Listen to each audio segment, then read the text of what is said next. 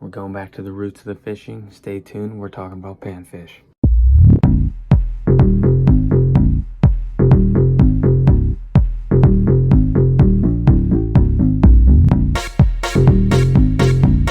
Panfish are one of the species that we all started on.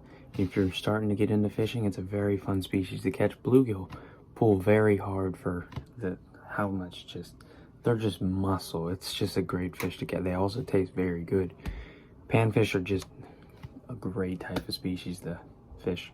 We started at them. People got better and went bass and changed deep sea fishing and everything. It just gets more fun, but you got to learn somehow, and panfish is a great way to learn. So without further notice, the first bait we're going to talk about is a spinner. A spinner can work for any kind of fish, really. They work really well for trout especially, but these things, you're just reeling them in and all of a sudden they get crushed, and it feels so great when you're just reeling it in and all of a sudden it's just pow. It's just such a fun bait to use. And I mean, they're relatively pretty cheap. I mean, and you don't have to like use them as much.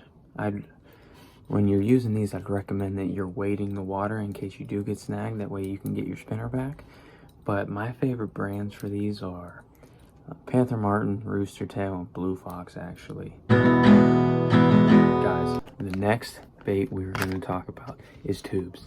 You want to stick to the bright colors, but these things will slay fish. You'll get any bites just like the spinner. They work so well. They're very reliable. They're soft plastics, kind of. For the hook with them, I'd hook them right through the middle of it. And I'd use probably nothing bigger, maybe size 6 at the max, probably. But tubes are just a great, this company especially, I'm not sponsored or anything, but Jawbone makes cheap baits, but they are very reliable. I really recommend using tubes because they will catch all species of fish, especially panfish. Next, we got mouse tails. Mouse tails catch tons of fish, tons of them. I can't tell you how many fish I've caught on these things.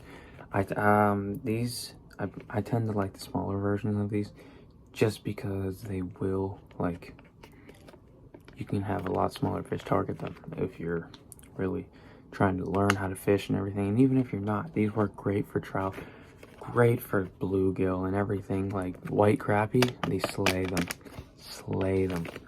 This is juice right here. You guys need to get some of these. Alright guys, next bait on the list is a jerk bait. You want to stay on the smaller side because it's panfish, but rock bass especially, rock bass slay these things. Even white crappie will hit these things hard. These are a great bait. This is something you really want to invest in. You have a good selection of crankbaits and stuff, but smaller fish are just as fun to catch as bass. Really recommend you getting a bunch of smaller jerk baits. It just works so well. You'll definitely thank me for after you buy these things. Now it's time for my favorite bait of all time. This is the Leland Lures trout magnets. These things are gas. They will catch absolutely anything. I've caught anywhere from 6-pound bass on these things. These are just juice. I tend to stick to the brighter colors. This isn't really the ones I would really use, other than this pink one and white ones, and actually the lime green ones. You really want to stick bright colors. These work incredibly well. I was just actually out before I started this channel and everything. I caught 50 bass in one day. Well, rock bass and stuff. So technically panfish on these trout magnets. They are ridiculously good. They slay fish. These things just leave me speechless of how good these things work. Never stop. They never stop working.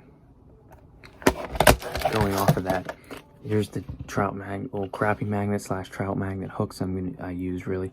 I prefer the crappie magnet ones.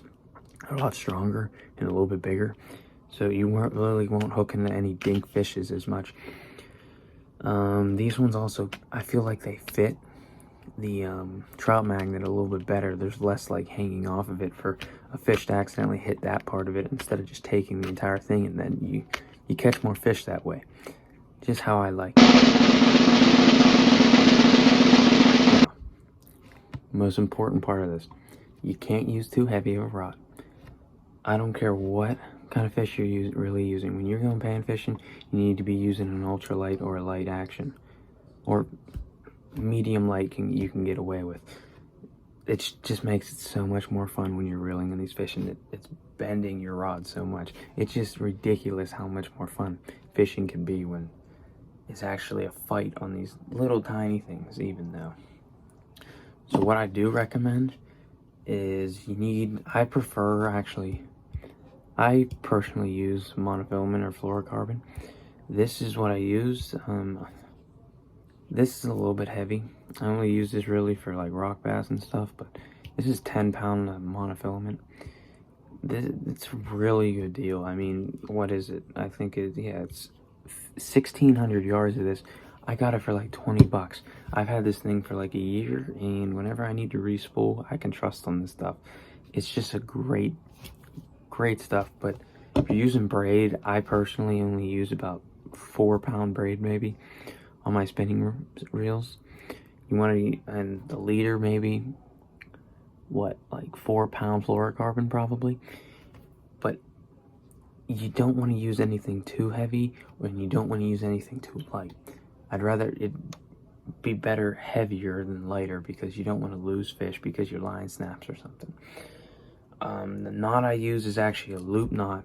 I'll make a video about that in the future, but until then, I would really recommend looking up the loop knot, and it's never failed me once. My hook usually bends before that knot comes out. Well, that wraps up the video. Thank you guys for watching, and of course,